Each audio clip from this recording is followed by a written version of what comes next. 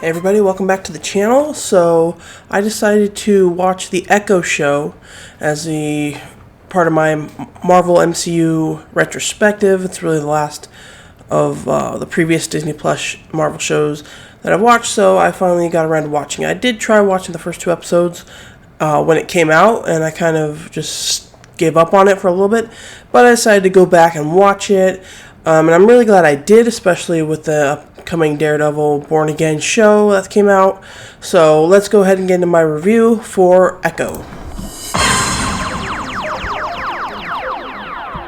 So the first episode opens with the Choctaw people, like the origin of the Native American Choctaw people and how they came about, and it's Maya, explaining it to her cousin. So I really like all of that stuff, kind of, and it definitely sets up and foreshadows all of the other Native American lore that we're going to get that Maya sort of learns about and embraces towards the end. So I really like the opening setup here. It is a little weird at first, but it comes to mean a lot more as you watch the show.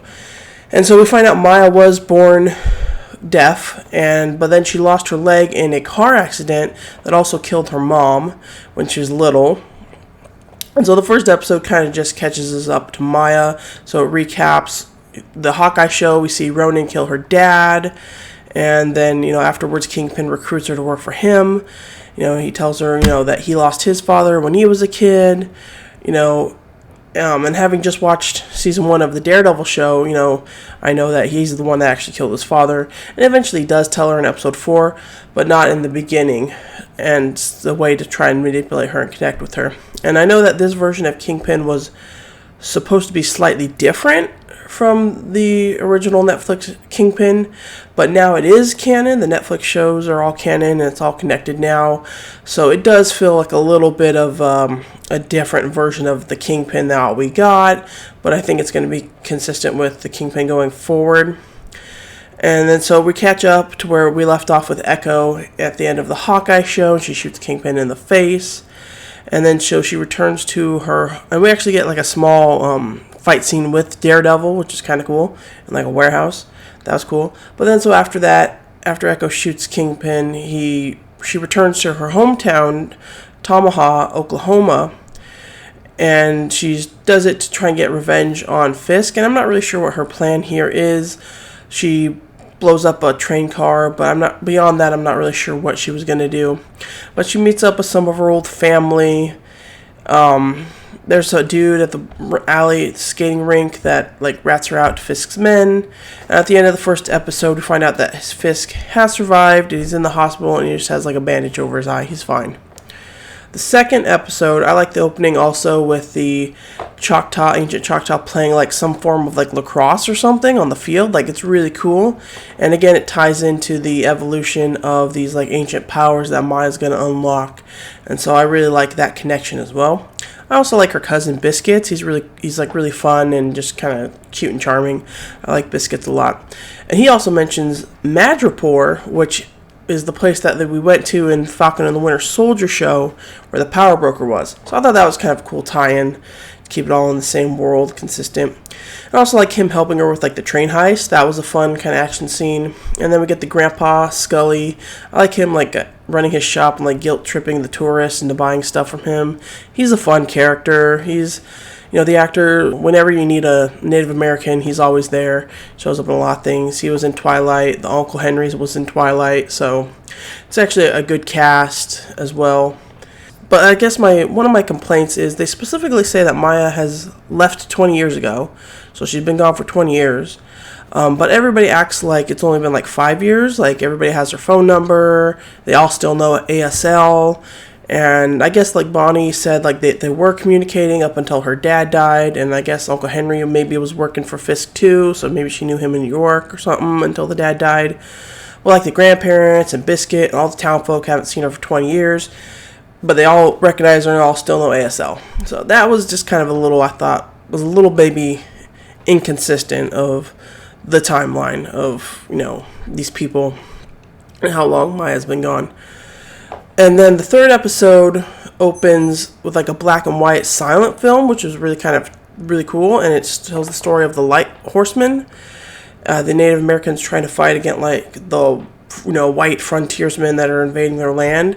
And again, it's part of this journey of the ancestors transferring their powers through generations and generations, and that's where Maya descends from. So I really do like all of this Choctaw lore that we're getting, and I don't know anything about the Choctaw. I don't know much about Native American history and folklore, so I find this all to be like a good educational lesson.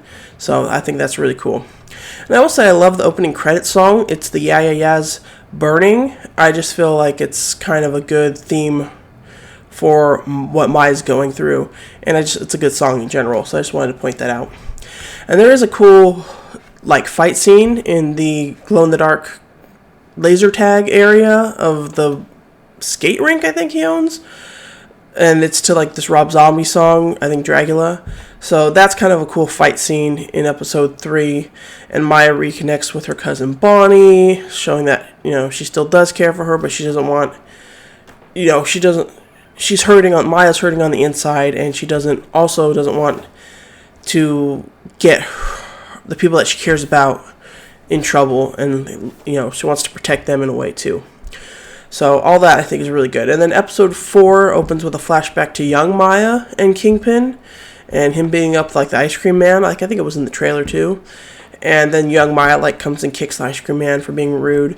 And so I do love the little girl that got to play young Maya. She's like really cute and adorable, and she kind of looks like the older version of Maya. So I thought it was perfect casting. She's really cute, and I really liked seeing Kingpin and Maya, why she considers him uncle, right?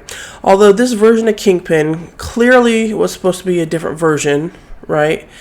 Because I guess until they retconned everything for Daredevil Born Again, but in the original Daredevil show on Netflix, he was kind of just it seemed like he was just starting out as being the Kingpin. He wasn't well known. He was kind of in the shadows and stuff. And then this says 20 years ago, he was the Kingpin in the white suit and everybody's afraid of him. So I feel like there's a little bit of a retcon going on there. It feels like if you go and watch the Netflix Daredevil show and then watch this new iteration of Kingpin, you're it doesn't 100% go together. So it's clearly a retcon. There's no Vanessa, there's no Tracksuit Mafia in the Daredevil Netflix show. But, whatever, we move on. And then also, she shot him, in the face, at fairly close range. And dude is fine. He's got, barely, a scratch on his eye. What kind of bullet does that? I don't understand. So this is clearly, more of a superpowered Kingpin that can take shots to the face or something. So, yeah, it's a little wonky, but, we go with it.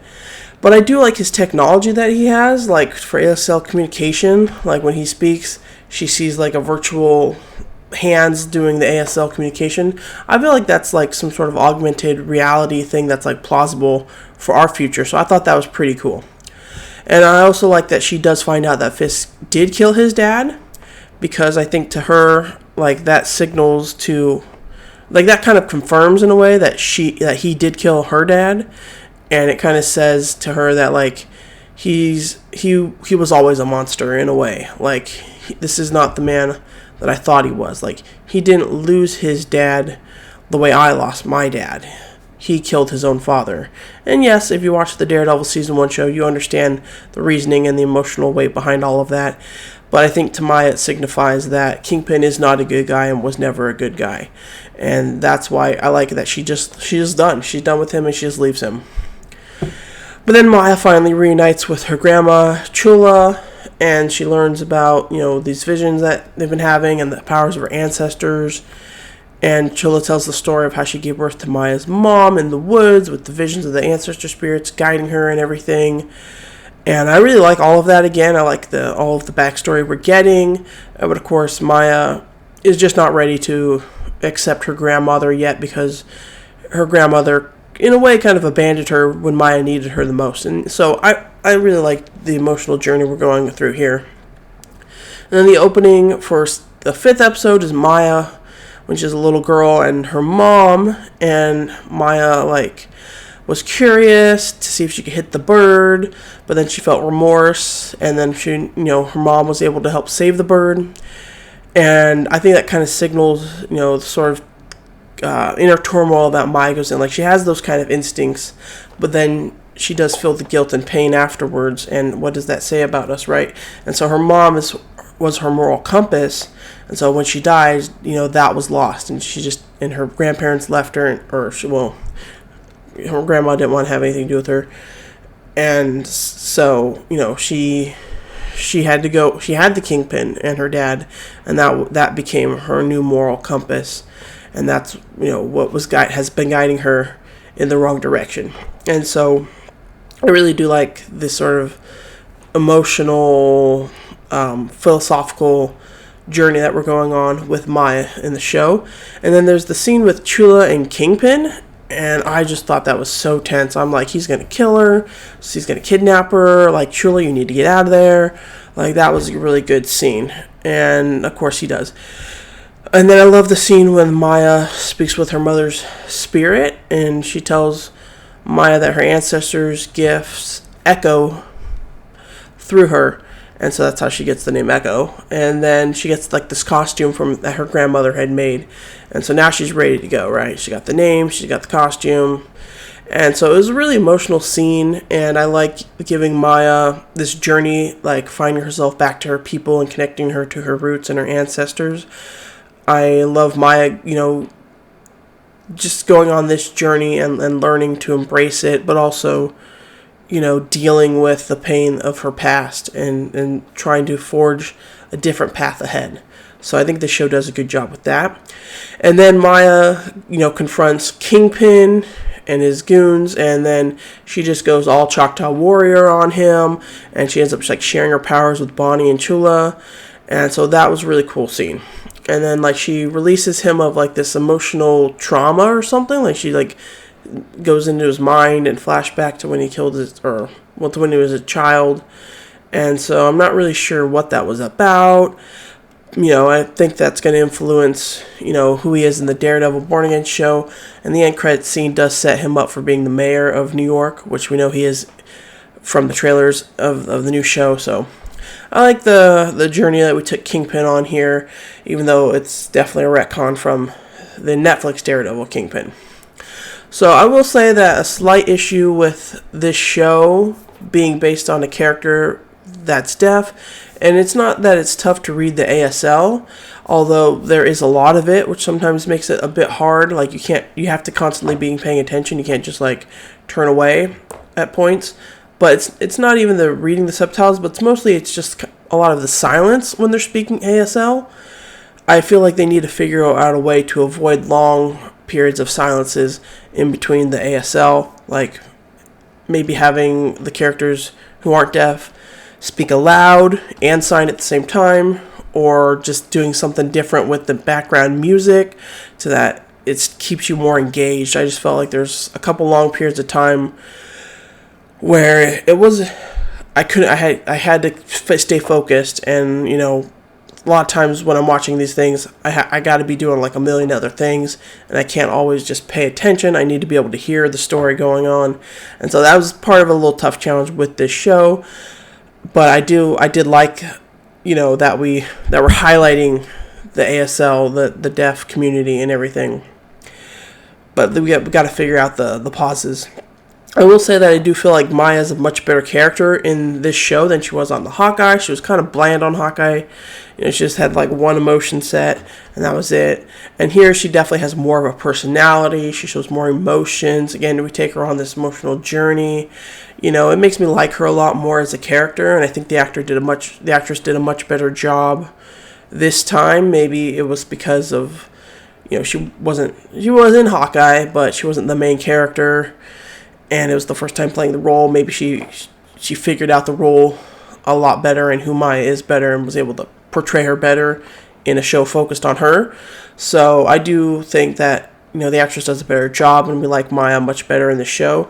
And I just like that she's reconnecting with her past, and the show is about facing your past, but not letting the emotional trauma destroy you in the process, and being able to move forward and choosing a different path for yourself. So I like that. That's what we've done with Maya here. So actually, I've heard not great things about the Echo show, and I can see why. In a way, it is kind of pointless. in the sense that what was Maya's plan to begin with, and then the plan sort of derails and it just becomes her and her journey. But I like that about it. I like that it's her and her journey and going back to her family and everything. The show does kind of like just abruptly end, and it's a little weird. Wish they had a better sort of wrap-up ending, because it's just like her going into the home to eat dinner with her family and then cutscene. So maybe they could have wrapped the ending up a bit better. But actually, I enjoyed the show, I think, more than most people, and I do think it's because it improved upon the character of Maya. And again, I really liked all of the Choctaw lore and the ancestors, and showing Maya's, powers through the generations and all of the folklore and everything. So I thought that was very interesting. And so, yeah, I would say this is a better show than most. It's not the best Disney Plus show, definitely not, but I would say it's not the worst, absolutely not. It's definitely better than Secret Invasion. It's definitely probably slightly better than Moon Knight and things. So to me, it's kind of in the middle. As a Disney Plus show, is definitely not as bad as I think people made it out to be. And again, I like that we've set this new version of Kingpin up, and we'll see where he goes in the Daredevil Born Again show. And so, yeah, so I guess I'm actually all caught up now on the Disney Plus MCU shows. Now I can start Daredevil Born Again and go, from there. So, yeah, so thank you for watching the video. That's been my review on the Echo Show. Let me know what you guys think in the comments below. Did you like it? Did you hate it? What do you like about it? What do you hate about it? So, yeah, that's all I got. And until next time, bye.